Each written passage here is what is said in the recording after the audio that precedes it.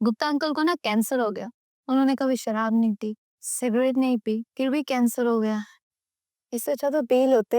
दोस्तों बड़ी अजीब सी बात है ना, ऐसे बहुत से लोग हैं जिन्हें कभी कोई बुरी आदत नहीं होती, लेकिन फिर भी अचानक से पता लगता है कि उन्हें कैंसर या हार्ट अटैक या ऐसी ही कोई बड़ी क्रॉनिक डिसीज हो गई है और हमें समझ नहीं आता आखिर ऐसा कैसे हो सकता है। दोस्तों अगर आपसे पूछा जाए आखिर कोई भी इंसान किसी बड़ी क्रॉनिक डिसीज का शिकार किस कारण से बनता है, तो ज्यादातर लोगों का जवाब होगा ऑफ कोर्स बुरी आदतें होने की वजह से, जैसे स्मोकिंग, ड्रिंकिंग या ड्रग्स। लेकिन इन सब के अलावा भी एक ऐसी खतरनाक और बहुत बुरी आदत है जो इस मॉडर्न वर्ल्ड में हम सब ने अपना रखी है और हमें अंदाजा तक नहीं है कि किस तरह ये हैबिट एक स्लो पॉइजन की तरह हमारे हेल्थ और वेलबींग को लगातार नुकसान पहुंचा रही है। तो एक खतरनाक हैबिट है हमारी सेडेंटरी लाइफस्टाइल, जिसमें हम घंटों तक एक ही चेयर पर बैठे रहते हैं, फिर चाहे इसका कारण हमारी जॉब्स हो या हमारी लाइफस्टाइल चॉइसेस। डॉक्टर जेम्स लेवाइन, जो कि प्रोफेसर है मायो क्लिनिक एरिजोना में, इन्होंने बहुत ही एक्सटेंसिव रिसर्च किया इस सेडेंटरी लाइफस्टाइल पर और अपनी रिसर्च को कंक्लूड करते हुए डॉक्टर लेवाइन एक टर्म इंट्रोड्यूस करते हैं, sitting is the new smoking, जिसमें डॉक्टर लेवाइन बताते हैं कि लंबे समय तक चेयर पर बैठे रहने से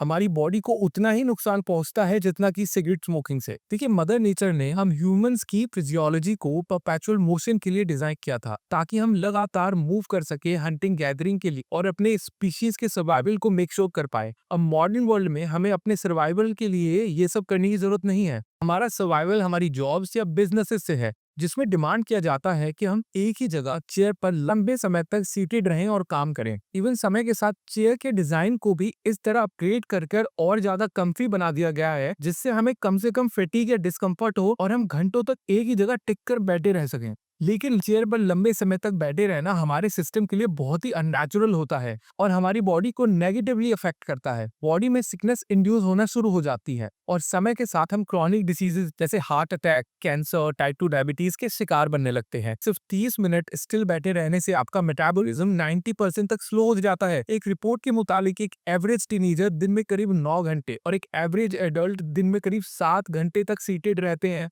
इवन दुनिया भर में जितने लोग एचआईवी की वजह से अपनी जान गंवाते हैं, उससे कहीं ज्यादा लोगों की मौत सीडेंटरी लाइफस्टाइल के कारण होने वाली बीमारियों से हो जाती है। आइए दोस्तों एक एक कर जानते हैं इस सीडेंटरी लाइफस्टाइल की वजह से हमारे ऊपर होने वाले नेगेटिव इफेक्ट्स के बारे में। 1950s में एक स्टडी की गई यूके में बस ड्राइवर्स और बस कंडक्टर्स पर, ये जानने के लिए कि आखिर बस ड्राइवर्स में 2 गुने से भी ज्यादा हार्ट अटैक केसेस क्यों पाए जाते हैं कंपैरेटिव टू बस कंडक्टर्स। और इस स्टडी में जो कारण पाया गया वो था बस ड्राइवर्स का सीडेंटरी लाइफस्टाइल। देखिए अपनी जॉब के 8 घंटे के दौरान एक बस ड्राइवर ज्यादातर टाइम बैठा ही रहता है, उसका काम होता है बस को ड्राइव करना। वहीं बस कंडक्टर इस पूरे समय के दौरान ना केवल खड़ा रहता है बल्कि मूव करता रहता है टिकट बांटने के लिए। आइए साइंस की भाषा में इसे ढंग से समझने की कोशिश करते हैं। तो हमारी बॉडी लाइपोप्रोटीन लाइपेज नाम का एक एंजाइम बनाती है, जिसका काम होता है ब्लड में मौजूद फैट्स जैसे कोलेस्ट्रॉल और ट्राइग्लिसराइड के लेवल्स को मेंटेन रखना। ये लिंक ब्लड फैट्स को ब्लड से निकालकर मसल तक पहुंचाता है और हमारी मसल्स इस ब्लड फैट को एब्जॉर्ब कर लेती हैं और अपनी मूवमेंट से इन्हें बर्न आउट कर देती हैं। इस तरह हमारे ब्लड में फैट लेवल्स मेंटेन रहते हैं। अब क्योंकि घंटों तक चेयर पर स्टिल बैठे रहने से मसल मूवमेंट बिल्कुल हो नहीं पाती, तो मसल्स का जो पोटेंशियल होता है ब्लड फैट को एब्जॉर्ब करने का वो घट जाता है, जिस कारण से ब्लड में फैट की मात्रा बढ़ने लग जाती है। सिर्फ 2 घंटे लगातार स्टिल बैठे रहने से आपकी बॉडी का गुड कोलेस्ट्रॉल 20% तक गिर जाता है और बैड कोलेस्ट्रॉल यानी कि एलडीएल की मात्रा सिग्निफिकेंटली बढ़ जाती है, जो कारण बनता है इन्फ्लेमेशन का हमारी आर्टरीज में, और यहीं से आर्टरीज में ब्लॉकेज की शुरुआत होती है और ये ब्लॉकेज आगे चलकर हार्ट अटैक का रूप ले लेती है। डॉक्टर जेम्स लिवाइन ने अपनी स्टडी में पाया जिन लोगों का टीवी वॉचिंग आवर्स 4 घंटे उससे ऊपर था एक पूरे दिन में, उनके 125% यानी दुगने से भी ज्यादा हार्ट अटैक या किसी और कार्डियोवैस्कुलर डिसीज होने के चांसेस थे। सेम यही चीज प्रूव होती है डॉक्टर डेब्रा रोम की रिसर्च में। जो लोग 5 घंटे उससे ज्यादा सीटेड रहते हैं, ऐसे लोगों में हार्ट फेलियर का रिस्क 2 गुने से भी ज्यादा होता है बाकियों के मुकाबले। आइए अब बात करते हैं मसल एट्रोफी और वीक बोन्स की। दोस्तों स्पेस जर्नी से लौटने के बाद एस्ट्रोनॉट्स को शुरुआत में अपने पैरों तक पर खड़े होने में बहुत परेशानी होती है। इसका कारण होता है स्पेस में कोई ग्रेविटेशनल पुल ना होना, जिसके कारण एस्ट्रोनॉट्स के मसल्स, जॉइंट्स और बोन्स पर कोई स्ट्रेन ही नहीं पड़ता, जिससे उनकी मसल्स डिटोन्ड हो जाती हैं, सब्सिक्वेंट मसल लॉस होता है और उनके बोन्स भी ब्रिटल यानी कमजोर हो जाती हैं। इंटरेस्टिंगली सेम यही मसल एट्रोफी की प्रॉब्लम आपको धरती पर रहते हुए भी झेलनी पड़ सकती है अगर आप लंबे समय तक चेयर पर बैठे रहते हैं। देखिए हमारी मसल्स, बोन्स या जॉइंट्स उतने ही स्ट्रांग बनते हैं जितना कि उन पर स्ट्रेन पड़ता है। अब नेचुरली हमारी बॉडी की फिजियोलॉजी इस तरह डिजाइंड है कि खड़े रहते समय हमारे मसल्स, जॉइंट्स और बोन्स एक दूसरे को एक सिमेट्रिकल सपोर्ट देते हैं और सब पर एक सिमेट्रिकल स्ट्रेन पड़ता है। इवन हमारे स्पाइन कर्वेचर का डिजाइन भी इसी तरह है जो हमारी स्टैंडिंग पोजीशन को पूरी तरह से सपोर्ट करता है। लेकिन जब हम चेयर पर बैठते हैं ये हमारी बॉडी की नेचुरल सिमेट्री को बिगाड़ देता है, क्योंकि चेयर पर बैठते समय हमारी बॉडी 90 डिग्री पोजीशन में आ जाती है और ऐसा करने से हमें कई नुकसान होते हैं। पहला नुकसान, चेयर पर बैठने से हमारे सारे मेजर मसल ग्रुप्स पर कोई स्ट्रेन नहीं पड़ता और वो बिल्कुल रिलैक्स्ड और टर्न्ड ऑफ हो जाते हैं। जब इसी तरह लंबे समय तक मेजर मसल ग्रुप्स इनएक्टिव रहते हैं तो ऐसे में बॉडी अपना मसल मास लूज करने लगती है, आपकी बोन्स भी ब्रिटल यानी कमजोर हो जाती हैं। और दूसरा, जो आपकी अपर बॉडी का स्ट्रेन आपकी लंबर स्पाइन आर्च पर आना चाहिए था, उसकी जगह ये स्ट्रेन इशियल ट्यूबरोसिटी यानी हिप बोन पर आ जाता है, जिससे आपके हिप मोबिलिटी पर असर पड़ता है और आपको डिस्क प्रॉब्लम के होने के चांस काफी बढ़ जाते हैं। और आपकी सोस मसल जो आपकी अपर और लोअर बॉडी के बीच में एक ब्रिज का काम करती है वो काफी टाइट हो जाती है, जो आगे चलकर आपकी लंबर स्पाइन यानी आपकी लोअर बैक को मिस अलाइन तक कर देती है। इस पूरी चीज को अगर एक शब्द में कहा जाए, जो लोग जितना ज्यादा सीटेड रहते हैं उनको कमर और हिप की प्रॉब्लम उतनी ही ज्यादा होती है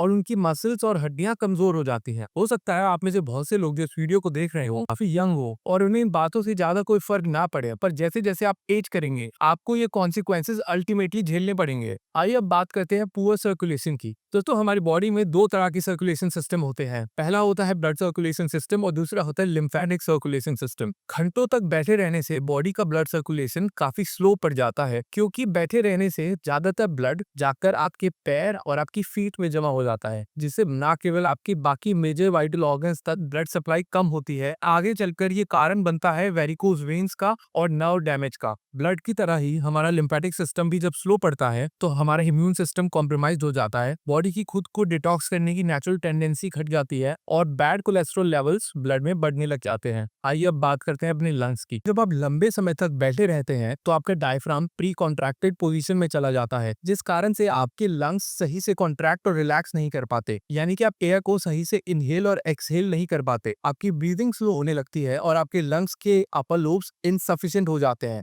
जिस कारण से आपकी लंग कैपेसिटी टाइम के साथ घटने लगती है।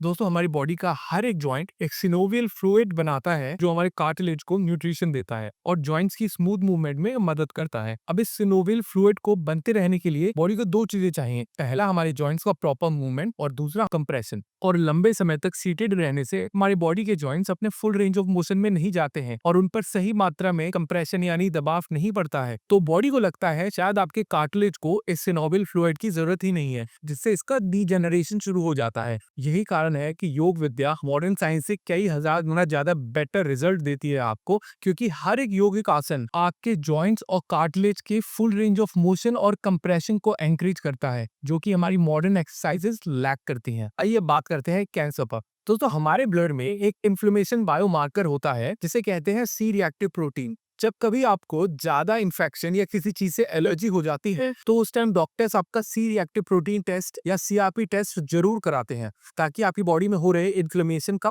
पता लग सके। सी रिएक्टिव प्रोटीन लेवल्स का आपके ब्लड में ज्यादा होने का मतलब है कि आपकी बॉडी में इन्फ्लेमेशन बढ़ा हुआ है, और लंबे समय तक सीटेड रहने से आपकी बॉडी में सी रिएक्टिव प्रोटीन की मात्रा काफी बढ़ जाती है, यानी कि इन्फ्लेमेशन का स्तर बढ़ जाता है। यही कारण है कि सिटिंग या इनएक्टिविटी को बहुत से कैंसर से लिंक कर देखा जा रहा है। आइए बैंड में बात करते हैं डायबिटीज की। प्रोलॉन्ग्ड सिटिंग से हमारी बॉडी की शुगर या ग्लूकोज को मेटाबोलाइज करने की क्षमता घटने लगती है। साइंस की भाषा में इसे बोला जाता है मेटाबॉलिक सिंड्रोम। हमारे ब्लड में जितना भी हमारी जरूरत से ज्यादा ग्लूकोज या शुगर होता है उसे हमारी मसल्स एब्जॉर्ब कर लेती हैं और स्टोर करती हैं अपने पास ग्लाइकोजन की फॉर्म में, जिसे वो अपने फ्यूल के तौर पर यूज करती है और अपनी मूवमेंट से बर्न आउट कर देती है। लेकिन जब हम लंबे समय तक बैठे रहते हैं तो आपकी मसल मूवमेंट्स ऑलमोस्ट निल हो जाती हैं, तो ऐसे में हमारी मसल्स को अपने पास ज्यादा फ्यूल जमा करने की जरूरत नहीं होती, जिससे आपके ब्लड में शुगर लेवल्स का स्तर बढ़ने लगता है। यही चीज आपकी बॉडी में प्रोग्रेसिवली इंसुलिन रेजिस्टेंस को पैदा करती है और लंबे समय तक ऐसा होने से टाइप 2 डायबिटीज के शिकार बन जाते हैं। आइए अब कुछ मिसकंसेप्शंस के बारे में बात करते हैं। ज्यादातर लोगों में स्पेशली यंगस्टर्स में एक बहुत बड़ा मिसकंसेप्शन है,